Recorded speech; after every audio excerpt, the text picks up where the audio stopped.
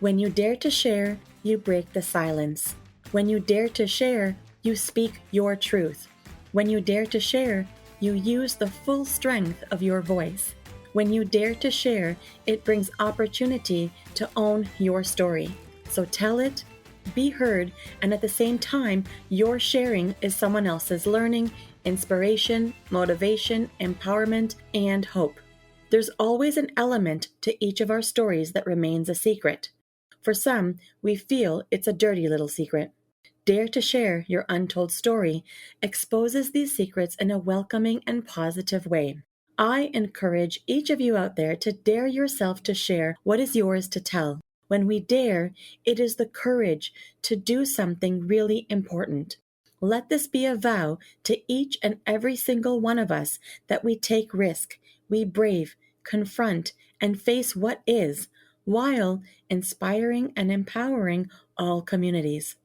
So let's break that silence and tap into mental beauty. This is Salima Jadavji, your podcast host, a practicing clinical social worker, and your mental wellness connoisseur. Welcome to the Dare to Share Your Untold Story podcast, episode number 40. The stay-at-home mom, identity loss, now recovered. To all my fellow listeners, before we get started, I'm just dropping in a note to give you a heads up that this podcast might be emotionally triggering for you. We do invite guests onto the show who share openly about extremely difficult life moments with exposure and impact of what the struggles have been like. The intensity of each episode could have a variable impact on your emotional and mental well-being based on your own personal story. If at any point the topic becomes uncomfortable or upsetting to you in any way, please do not pressure yourself to listen. Instead, be kind to yourself, do some self-care, and perhaps give another episode a try. Today, I have the great pleasure of introducing an awesome and daring guest, Ifeoma Ungudike. Ifeoma is the author of The Successful Immigrant Women, a collection of stories and experiences of women, including her own, as she is well known to the process of immigration, having gone through the process twice herself. She is also called a Chief Encouragement Officer in many circles. She works with professional women who are seeking to discover themselves with a focus on developing and motivating leaders. As a professional accountant who has transitioned into different roles, including finance expert, educator, coach, consultant, student affairs professional, as well as serving on nonprofit boards, Ifeoma brings a unique and authentic voice to how women can boldly position themselves. Ifeoma loves to learn and finds each experience as a great teacher. She loves to inspire women because she believes in everyday successes and the power of the new daily chances life gives to everyone. She is a wife, mom, daughter, sister, and friend who is fiercely caring. Her mission is to inspire joy and enlighten women from all walks of life. Hello, Ifeoma. Welcome to the Dare to Share Your Untold Story podcast. Thank you so much, Salima, for having me. Thank you so much. When I was listening to you, I was like, "Whoa, who is she talking about? That I'm is an talking amazing about you. intro." No, I'm talking about you. I'm so thrilled to have the chance to chat with you on the show today, and my heart is filled with immense gratitude, especially because you accepted this invitation for chatting with me. And I can't thank you enough for bringing with you this willingness, this openness, this ability to, bring support into this conversation, and really just to help take a stance, or just to take a stance with me to help break barriers of mental stigma. It means so much. Thank you so much. Well, thank you for the opportunity. It's not every time we get a chance to be vulnerable, especially with people that may hear the story that I may not personally know. So I really truly appreciate the opportunity. Thank you so much, Salima. It's so refreshing that you say it's an opportunity to get vulnerable. Usually people are like, oh, you want me to do what? So I always encourage everyone to get comfortably uncomfortable. And here you're ready to just open right up. So hats off to you. So, Ifeoma, in case you're still wondering, So this podcast, it's about bringing forward untold stories that people go through, whether directly about a mental health struggle or something else. And we know that no matter what the story is, whatever the struggle, whatever the strife is, there is impact on one's own mental health in some way, and it typically remains unseen. It's not expressed. It's really kept tucked away. And so this platform, it serves in a way to break those barriers of mental stigma that have been conditioned in our society. So I'm really hoping that our presence together, my hope and my aim is it's really all about encouraging people to share and tell what they typically have hesitations for expressing. So, Ifoma, I'm bringing forward a trend and it's called the mental beauty rethink. What are your thoughts about this? Mental beauty. I really like that name because placing that word beauty right beside mental, it's not something we commonly see.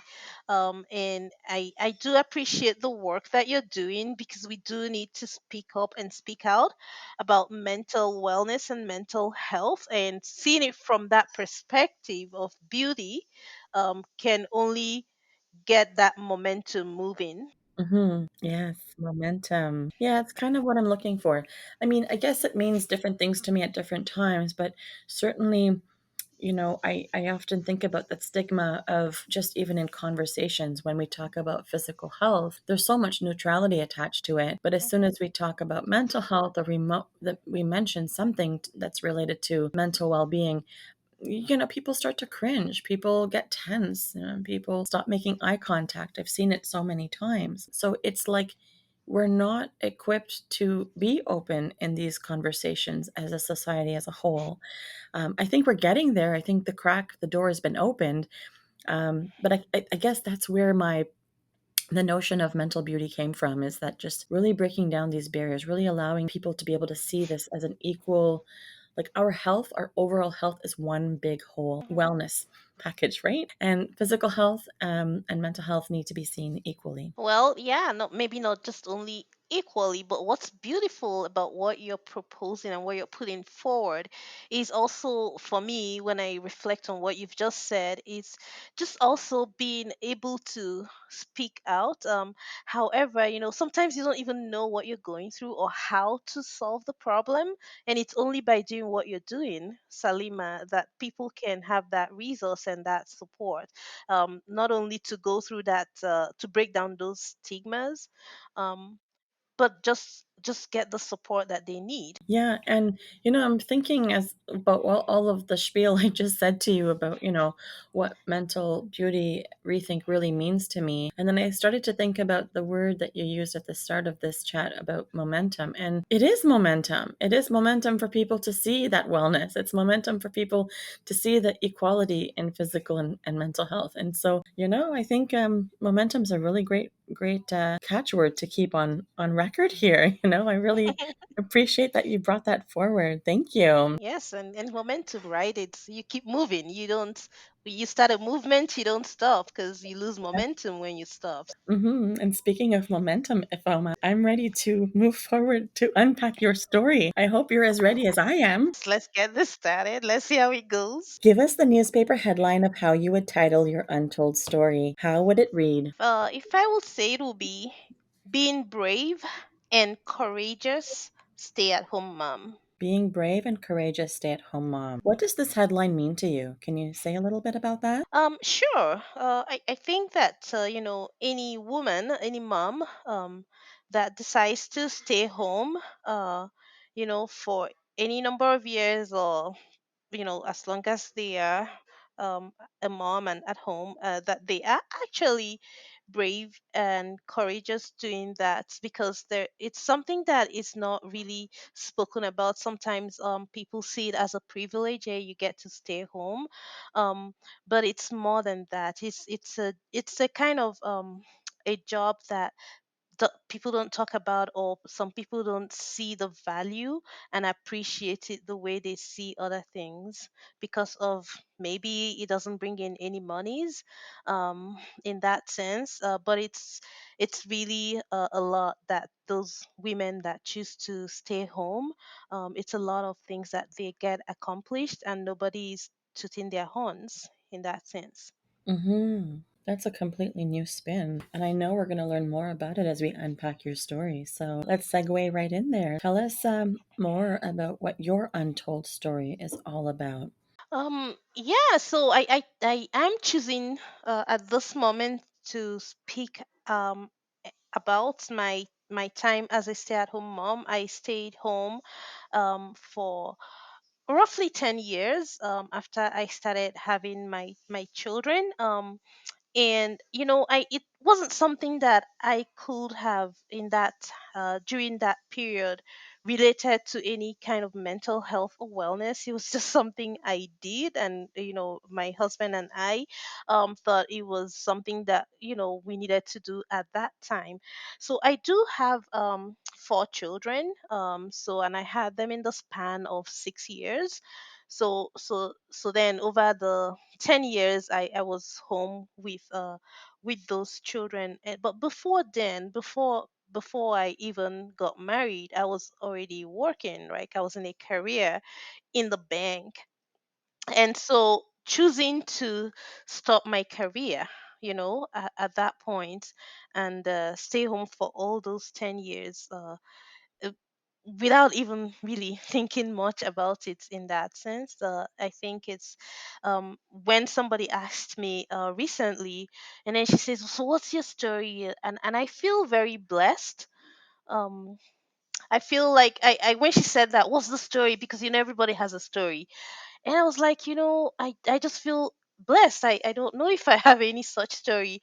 But then that made me to start thinking, you maybe you just put it away somewhere, but we all go through life. And so I chose to look at this experience and time in my life and reflected on what it may have done for me, and the opportunities it may have created for me to be able to support other women. And I'm curious if you can share when you were having this 10-year pause in your career, having your kids, 4 kids in 6 years in that time period, were you already in Canada?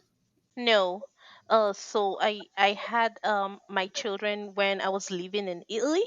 Okay. So I had left my home country, Nigeria, to live with my husband in Italy, and I had my four children in Italy. Hmm. So that also brings, its own spin, because of course I didn't speak the language, the culture was different. Is there a cultural component that also got added to some of these layers? Yes, many cultures. Just being newly married, being a new mom, new language, new food, new culture. It was a lot of new things happening at the same time for me.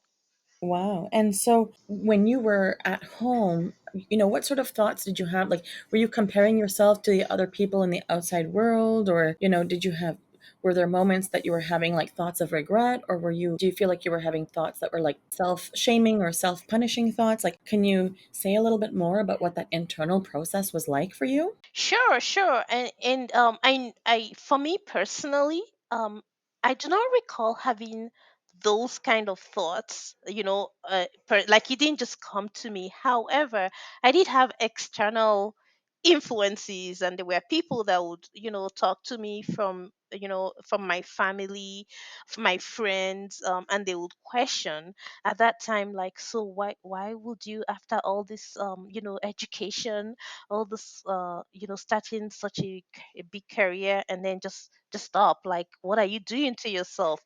So I had those questions coming up.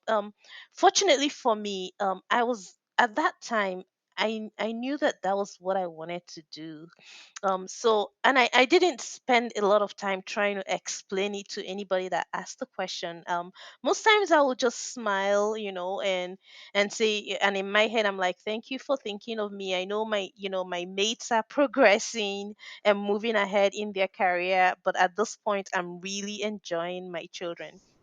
So that Mm-hmm. was my the way I thought about it. I also did have a lot of other friends though that were stay at home moms, and I knew it bothered them, in that sense that they were now not able at that point to continue their career. So I was aware that it could have that impact. So I think for me, what was helpful was I knew it was a decision I wanted to. It was a decision I made at that point. That that's what I needed in that season in my life. There were these external influences, but it seems like you had a strong enough voice to be able to have clarity in those moments of choices that were good for you, regardless of what people felt. And you were also noticing that others who were in a similar situation as you were also bothered by having to stay home. So I guess something that I'm curious about is, going back to your headline of being brave Mhm. and courageous. Can you say more about being brave and courageous reflecting on your story? Because I know you talked about being brave and courageous as a stay at home mom in terms of like, people not seeing the value or appreciating the things that are being done because maybe, being a mom's not bringing in the money perhaps. Can you speak about it more specifically to how you were impacted, knowing that this is your headline? Yes, I can definitely speak to it. And even though, the initial question you had asked me, I personally was not having those internal thoughts. That did not mean that I was not impacted. I just chose not to dwell on those thoughts. But things were definitely happening, just like they would happen to most stay-at-home moms. So I did have some struggles. Because throughout those years, I was, I didn't have a lot of, I mean, I had adults, stay at home moms like me around me, but during those moments, we would, it was all about children. you know we are only talking about babies and babies and babies, and sometimes, it's good to just have adult conversations. um but I think that's what something that a lot of stay-at-home moms miss. Not, again, it doesn't mean that they're only staying with babies. A lot of times they are with babies, that's for sure. Most of the time they are with babies. They do also hang out with other stay-at-home moms. But what is happening, or at least what was happening for me, is we were all our conversations were about the babies as well. So we weren't having adult conversations. And I can remember, in those moments where some, some people in my circle that were not stay at home mom, that were, they continue to pursue their career. I think they saw it differently. Some thought it was a privilege to be at home because that's maybe what they would have wanted to be, but nobody was, having those conversations as to what loss I was going through. Even myself, not recognizing some of those losses myself. It was those kind of losses around my identity, because my whole life during that period just became about the children. I didn't like think about myself. I didn't have conversations about myself. I didn't buy things for myself in that sense. Like it was all about somebody else or the people I had to care for at that time. So I do say that they are brave and courageous, because it's, you know it's not easy to just lose yourself in that way. And for me, not even recognizing that that was happening. But I, at some point I didn't get tired, because I was really enjoying being with my children. It actually had to be pointed out to me.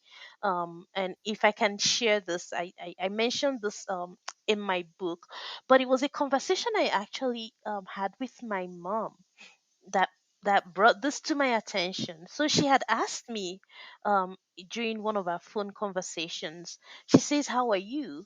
Mm-hmm. And I said, "We are fine." So she's like, "No, I mean, how are you?" I'm like, "Yeah, we are fine." And she's like, "No, you're not answering the question." I was very confused, because I'm like, "I just answered you. We're really, really fine. What else do you want to know? Hey, I called everybody. Come and say hi. You can hear their voices. Everybody is fine."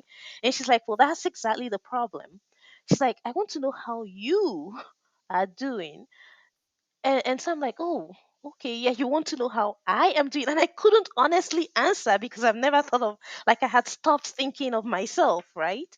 So I'm like, "Yeah, how am I doing?" I honestly couldn't even, like, I didn't know. I couldn't answer her. Like, obviously I was not sick or anything, but it wasn't like I wasn't used to talking about myself anymore. So that was the first time I actually sensed that, like, oh, oh my gosh, how am I doing? What is happening to me? I was confused with that question for sure. So, are you telling me, Ifoma, that if your mother had to ask you this question, and repeat, "How are you doing?" Does this mean that self-care was not part of your life? Exactly. It was Oh, definitely not. not part of Um, your life. So, yeah, I what just did that felt. look like? So, I mean, like if you were having body pains or a headache or, needing to get new shoes or something, what would that look like for you at home? Like, how would that have been during that 10-year pause? That would be interesting because I actually fought those things. Like I fought not, being sick. So it was kind of unheard of to be sick, because like, oh, who's gonna take care of all those people? So like I think I had that internal fight with, being physically sick. So I can't even remember being physically sick, or if I was, I pretty much must have gone on my with my life being sick. So there was not that.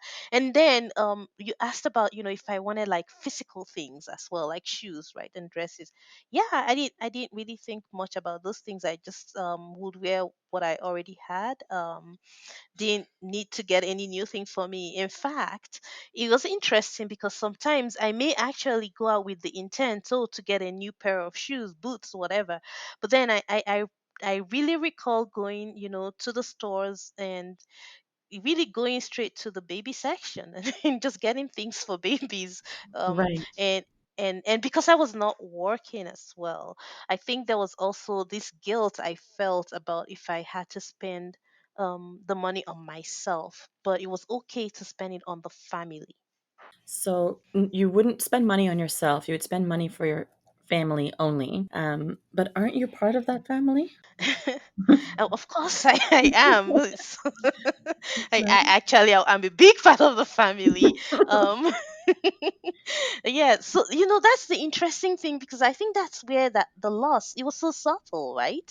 um Hmm. and it, again, I wasn't thinking about it. But as I reflect now, that was definitely something, and I carried it on with me because, well, when I was working, I was earning monies. It sounded like it was my monies. I did not have, any restraints. Like, my husband did not say you cannot spend my monies. Actually, I was the person, as an accountant, I was actually the person in charge of the finances. But somewhere in all of this in my head, I got it in me that, okay, you're not earning this monies, and yes, it's, you're the person that is managing this monies. However, you shouldn't spend it on yourself. You can spend it on the family. Nobody told me to do that, but I just did it. So that was how much I had lost myself. It was so much okay to buy things for the children, for the house, but I never thought I should use that money to buy something for myself. So I always wonder too, for other stay-at-home moms, that feel like they are not working and they're not earning the monies, how this may be impacting them and they're not even aware of it. Right. Okay, because, the money piece is such a sensitive topic and it affects everybody in such different ways. And so, for you, having that career pause, when you were working, you'd established your career. Yes. Did you ever give it a second thought when you needed to buy something for yourself before having your kids? No, no way. I would just buy it. Just whatever you needed, you would get. You Y- wouldn't think twice. yes. I mean, you might Yes. make, cognizant, proper choices and whatnot, but like, you didn't have any issues. No. It was not Okay. something I would think of. Yeah, I would just, I mean, I needed it. I could get it, and it made sense, and so I would get it.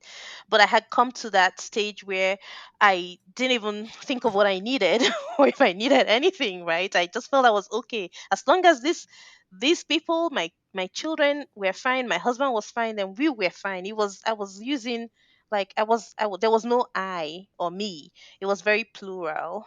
I was merged in their identities.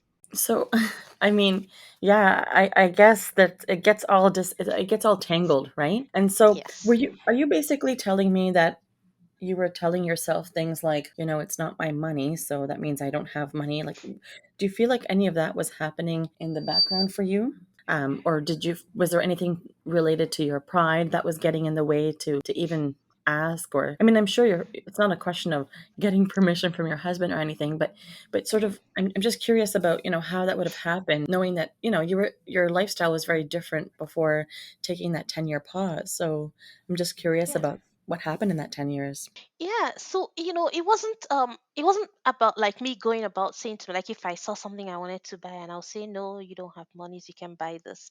Again, it was more like and I had the like I was the person that had the paycheck was given to me because I was managing the household finances.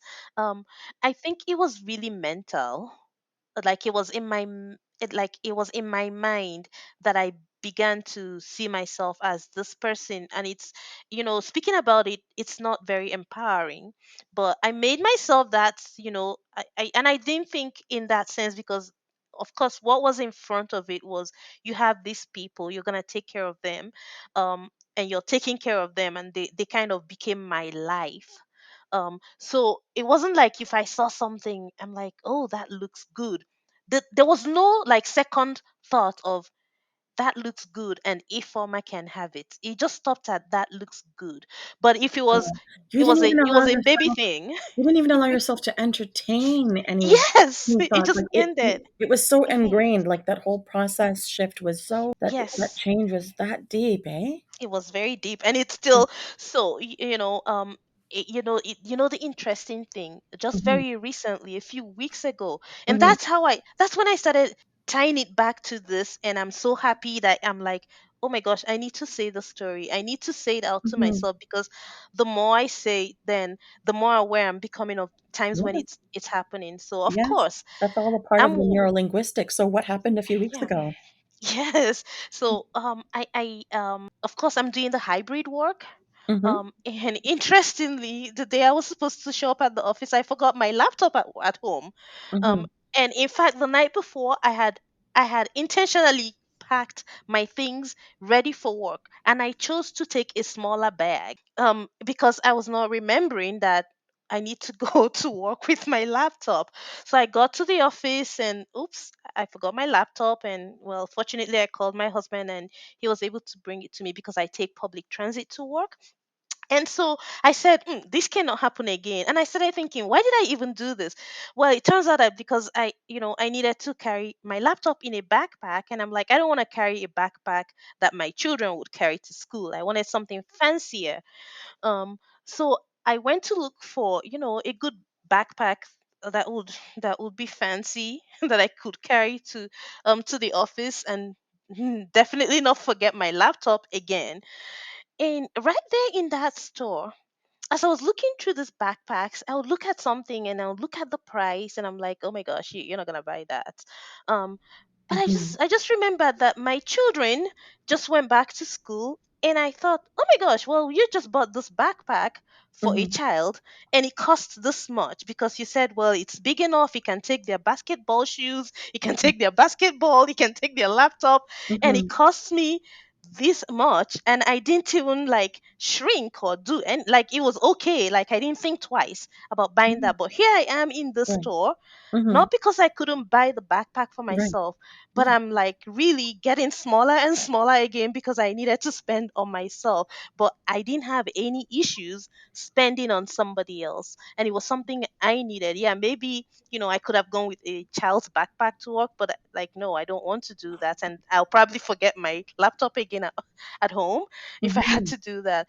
But that was amazing to me to just see how deep this belief had Right, actually and that it could impacted pop me up, years and that it after. could pop Yeah. up again years later, or, like, maybe not that it was fully resolved, but it gives you an opportunity to see that even when you have healed and worked through so much of a narrative, that sometimes there's those deeper layers that just pop up. They just, and they show up, Absolutely. and, that narrative and what you've been able to reflect on it really fascinates me to hear about, just even in a general level, in a general sense, about how some of the stories that we tell ourselves and the patterns that ensue from that, right? So Yes. this is really one of those things, right? If you're somehow devaluing yourself, how at the beginning we were talking about how, it is brave and courageous to be a stay-at-home mom, like your headline, and the Yes. value and appreciation that people might not see. I wonder if maybe there was a part of you on a subconscious level that was not valuing and appreciating it as well, I think so.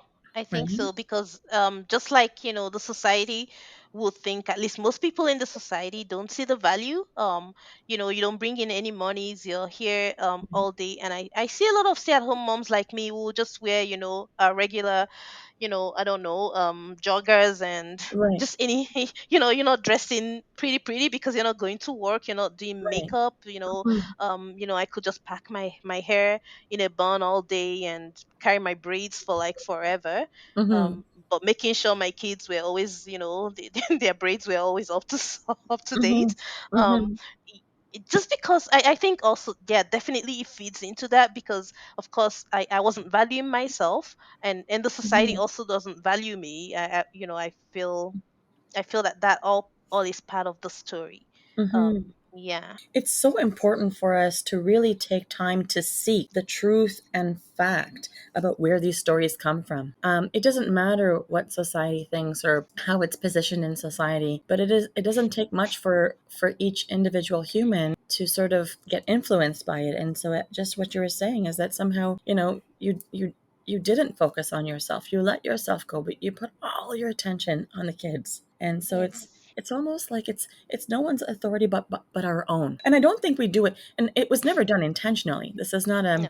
This is nothing to say like this was intentional, but this is how we build awareness, is by sort of teasing these intricate details of our story and our journey and these parts, so that we can then tap into it in another way. And the neurolinguistics continues as we uncover more and more and where these things come from. It's really important. And you know what, Salima? If I had to do it again, I mean, I will stay home if my babies were younger again because I can I cherish those years, those formative years. But what I know now, I could have, said to all those moms I would hang out with in the parks and in the stores, we could do challenges, right? Today, you just dress up in your Sunday best and let's go shopping. Like, that's okay. As opposed to, well, where am I going? Anyways, I'm just going to carry these children and some are going to throw up on me. It's going to be, my clothes are going to get dirty. You're not thinking of those things. I'm like, no, maybe today we're gonna wear high heels and go to the park, like whatever. I think those kind of things may bring some, that change that perspective, even though I wasn't thinking of those things, but I was definitely not valuing myself in that sense. And it could have been little things like that. So yes, they are physical, but as women, that would have maybe even just made you feel valued, feel good, like yes, I can rock this nice dress and go to the park and who cares, and other women are rocking it with me, so then I don't look strange in the park wearing high heels, right? Right.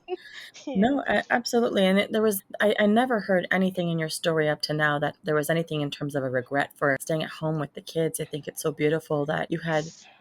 created that opportunity so that you could be present and witness those formative years of your children and all of them. But that wasn't the part, right? The part is how you viewed yourself, how you treated yourself, how you neglected yourself. Yes. And how it's so easy to do, but it's also just as easy to undo. Women and mothers and stay-at-home moms, you can find your crew and you can challenge each other. And even for yourself, there are certain things that you could have, like, moms can schedule, which is like make Yes. sure they go for a massage once a month, make sure you go Mm-hmm. and do your hair and nails, or, buy one new outfit each month, or some, even if we're looking at something so tangible, right? Have date night twice a month with your partner, and connect with family and friends who want to spend time with your children so you can have downtime. And so Yes. knowing, but giving yourself permission to do it, Yes. and not let that guilt take over. That's really important, right? So, Ifoma, when people come to see me in the therapy room, in the therapy sessions, people are Mm-hmm. typically in one of three places when they come to see me. And how I position it is they're getting started with their story, they're in the middle of it, or they're looking back, right? And so when people are getting started, sometimes they have no idea what direction to take, what they should start with, what should even be their first step. And some Mm-hmm. people are in the middle, and they have a plan, but they need guidance, they need support. And some people are looking back, either they're getting some closure, they're reflecting and introspecting, or they're trying to close up some gaps so that they can move to that next position in their life. So I'm curious about whether you would say that you are getting started, in the middle, or looking back. Oh, I definitely am looking back. And so, what do you want to remember about the process of your healing journey, knowing that you're looking back now? It's exciting. I know Mhm. it may be interesting to put it that way, but I actually feel excited because of the possibilities, like just knowing that I had unconsciously developed some limiting beliefs for myself, and beginning to see, as I interact with more and more women, from this angle and perspective, how I could be in a position. You could have a mom that says, "Hey, can I work part time, or can I just have this flexible arrangement?" And from my perspective, it's not just because they want to only be with their child and they can't afford childcare, which is a valid thing, but can you imagine also that opportunity to have some some time with adults that are going to work, not just adults that are talking only babies. Um, so for me, it's actually exciting that way, that as I'm reflecting back and learning more, I'm becoming more aware of times where I'm now still stuck in those days when I was stay at home mom, or those things that I learned unconsciously from that time, that I'm only just beginning to see what my possibilities are, and how I can also support other women and my daughters, whoever is going to, because this is not going to be the end of it. Women are always going to stay home to take care not only of their children. I mean, we're predominantly, women. Caregiving falls on us. So we if you may have aging parents or relations, I'm sorry, relatives, that it's not only children, and we have, when you feel like you have to make a choice between staying home or being at work for any reason, then we don't want to lose ourselves, because we are actually, one other thing that I learned from this whole process is, you can only give what you have. So even though I gave up myself in that sense, and was thinking only about my family, they they lost me, right? Because if I had come as myself, I would only have been enriching our relationship. Right. And so there's so much self-discovery that I'm hearing as Yes. you're unpacking this really important story. If I could ask you to connect with your vulnerability a little more in hindsight, because I know at the time you might not have had the capacity to even be thinking about this, but in hindsight now, how has your untold story, this story, affected your mental health? How did it affect your mental health back then? I think, definitely not thinking about myself Mm-hmm. was a big impact. That Mm-hmm. loss of identity Mm-hmm. um, was one way that my mental wellness was definitely impacted. Because who knows, you had asked me at the very beginning about self-care. Mm-hmm. Well, if I can't even remember being sick, so what was I in denial of, right? All those Mm-hmm. all those denials that I have had. Even the friend that asked me, "What's your story?" Mm-hmm. And I have this positive outlook about life, but when she asked me, I was also struck, and I had to let down my ego, and I said, everybody, yes, I'm a human being, so something happens to me. Could that also be it, that you know yes, I'm a positive person, but always denying, even when important things are happening to me that I could address and take care of, and not reflecting on them, but choosing only to you know pick and choose in that Mm-hmm. sense. That is not holistic. That is Mm-hmm. not Mm-hmm. real, and definitely it Mm-hmm. impacts my mental wellness, because I'm not giving it that full attention that Mm-hmm. I need to give it. And so, do you feel that kind of what there were some things that you were sharing with me before? Like, do you feel like the way that you would just stop your thoughts from moving forward, like your thoughts would just end at like, oh, that's a really nice top, like, or oh, those are really nice shoes, and then just move on to the children's section of the department store. Do you feel like you also stopped yourself from feeling? Did you pack up your feelings? Definitely, I did. Yeah. Yes, that's part of that denial, right? Because if I wasn't ready to dwell on those things, even though it was unintentional, because I was like, there's something more serious to be dealt with here, so I could just pack myself and pack my feelings and let them sit somewhere else, unnoticed, really small. Um, yeah, I definitely was impacted that way, and it still shows up, right? So every here now and again, like that experience I just shared, in the store where I just wanted to buy the bag.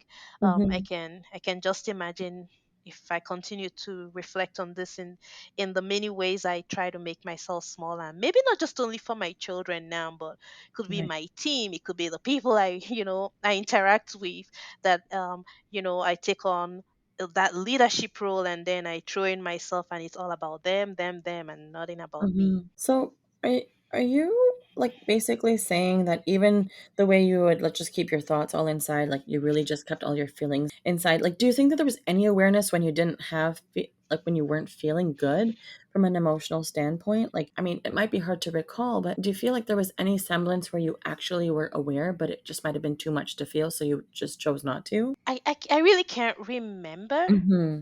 Mm-hmm. Yeah, I I can't remember that Mm-hmm. at this point if there was any such time. But Mm-hmm. I do know that I was not feeling for myself. I could feel Right. for other people, but for Right. myself, it was like I wasn't in the question. I couldn't have had any like I had to be good, right? Because Mm-hmm. thinking I was good, and had no problems, nothing to worry about, then I could just focus on it of every Right. other person. Right. So really, if there was any such feeling, I may not have even noticed it, because I wasn't thinking of myself at that time. So you really were keeping it all inside, and there was Yes. no sharing, no verbalizing, no articulation, even if you did No. have any indication of that. Now, what about any feelings of loneliness? Did that ever come up for you? Yes, I felt lonely, especially in those first years of immigration. Actually also shared another story in my book, where one day I was singing. We were getting ready to go to the church. I think at that point I had only just even had the one child, and he was still a little baby. And I was singing, and then from the mirror I could see my husband. Really, he had just stopped whatever he was doing, and he was just stood there, and he was staring at me in bewilderment. So I'm like, "What happened? Like, why are you looking at me like that?" And he says, "Since you came to Italy, this is the first time I'm hearing you sing." And I was shocked. So I'm like, because I used to sing in the choir, even before I came. Um, and he said that, and I'm like, oh my gosh, well, okay. And I don't even know what happened that day that I chose to sing, and I hadn't realized I had never sang before since I joined him in Italy. But when I wrote my book, and in reflection, I think what had happened to me was that loneliness, the new culture, the new language, and well, he would go to work, right? So then I would just be the only person at home, and that was my first pregnancy, and then the first baby, and my mom, like nobody else I knew was around. My mom came later on, because she was also working at that time. So when she was able to get some time off work, that was when she came to visit, and spend some months with us. But I was really lonely. But that's probably how it came out: silence and quietness, and just not doing anything that had anything to do with me that I would have been doing before. So that was interesting to me when he pointed that out, and it must have been shocking because he says this is the first time, and I'm like, whoa, so I didn't sing all these months, all these years I have not been singing, but that's actually something I love to do. So yeah. So that tells me a lot more about the loneliness and Yes. how that pattern emerged for you and how the Hmm. emotions were. So, Ifoma, what is your key message to the listeners of our show? What would you like them to know? there's a couple of things. I think that for any woman out there, whether it's a stay-at-home mom or you have your career and you're going to work, or you know someone that is a stay-at-home mom, that you reach out, you you begin to explore how how your relationships are impacting you, and really knowing, like I said, that you can only give what you have. You can't give out of an empty tank. And definitely knowing yourself, and you recognizing your identity as a person and having that value for yourself, is only going to empower you to be able to give more. So reach out. If you're the stay-at-home mom, think of some creative ways to be able to continue to value yourself, and engage with other people. And if you're just somebody that knows a stay-at-home mom, whether you're an employer, think of ways you can help them. You can help anybody that is a stay-at-home mom have that value for themselves by providing those opportunities to interact with adults in an adult setting. And that way we can start to break down those barriers, because I do know that this is something that may lead women to postpartum depression. There is actually a thing called stay at home mom depression. So it is a thing. And I think these are ways that the more we speak about it, the more we recognize that women, regardless of where they are at, if they have chosen to be at home, that they do bring value, and they have value. Right. Awesome. So great that you're able to tap into, um, being a voice for stay at home moms, as well as knowing that, for some moms, that depression could be a real thing that they struggle with, right?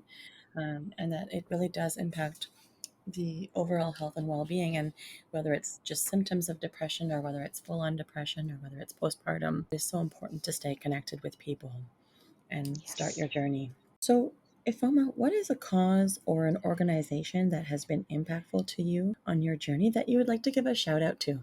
Oh, that is simple, because when I think of the identity loss, Mm-hmm. and one of the organizations that helped me in my journey, through life coaching, when I had now arrived in Canada and I was ready, and willing to start my career again, I had attended a program called McBride Career Group. I think they are now called MCG Career, here in Okay. Calgary. And I had the opportunity to work with a life coach, and she helped me during the sessions that I had with her to start thinking again about myself as a person. Mm-hmm. Mm-hmm. Amazing. Thank you. Okay, so how can people connect with you if they would like to? What are your handles? So I have a website, and it's www.jason.com. So that's Mhm. my website. People can also connect with me at on LinkedIn at Ifeoma Ngudike, and I'm also on Instagram and Facebook. Awesome. Perfect. Yes. LinkedIn, Instagram, Facebook, and we've got your website. That's awesome. All right. So, Ifoma, guess what? What? You've just dared yourself to share. Congrats. Yes. Yes.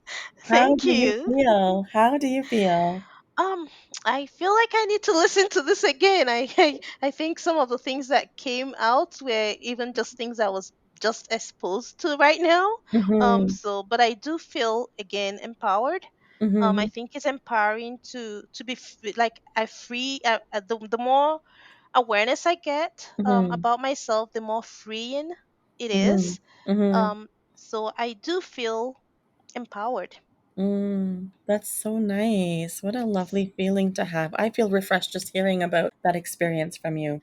And I really like what you said, because that's really important for people to hear. The more Yes. awareness I get, the more freeing it is. And I Yes. totally second that. I've had that experience myself, and it is a message that I work hard to express and convey to my clients in the therapy sessions too. It is scary.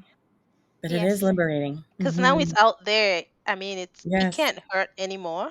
it's it's exactly. exposed. Yes. And Ifeoma, I just want to reiterate that I am truly thankful for your willingness to be part of this podcast and to share such an integral story that impacts so many individuals. And unfortunately, even though some may, view stay-at-home mom as a common story for many, it just doesn't get told. And today, this sharing has been profound, and I know it will be profound for our listeners. And a sharing of this kind can only encourage other listeners to tap into their own tucked away life moments and reposition their stance in managing a similar circumstance, if not the same one. And I've got to say that you have this gentle fierceness that comes out so beautifully. And I want to just I think I want to share. I just want to tell you that I too would like to address you as what you are known as, a Chief Encouragement Officer. So thank you for your deep conversation and for all your sharing. Oh my gosh, thank you so much, Salima. That is that's interesting. I wouldn't say you're the first person to have said that, because I know sometimes when the phone call when the phone rings and I pick it and somebody says, "Can I speak with your mom?" I'm like, "I am the mom." Oh So my then some goodness. people are like, "You have this gentle voice, but it's also like it's kind of impactful." So Mm-hmm. I like that blessing, and it's part Mm-hmm. of my mission to use my voice in Mm-hmm. empowering women and Mm-hmm. inspiring joy. So I'm glad that that also came out for you. Yes. That means I'm using my gifts. You're Thank using you it. so much. Absolutely. And once again, Ifoma, thank you for being part of Dare to Share Your Untold Story and helping to be a voice in breaking down the barriers of mental stigma. Thank you, Salima, for getting people to dare to speak out and speak up. Thank you. I'm so hopeful that this will help others to come forward Yes. and tell a story of their own. Thank you. To all of our listeners, if you like what you've been hearing on this podcast and you want to be part of breaking down barriers of mental stigma, I invite you to go wherever you are listening to the episode and hit subscribe. Leave us a comment or a review of the episode and maybe how you relate to it. To learn more about what we offer, visit www.daretoheal.co. And if you are feeling ready and brave to share, please submit your story by visiting www.daretoshare.co. Thanks for joining in.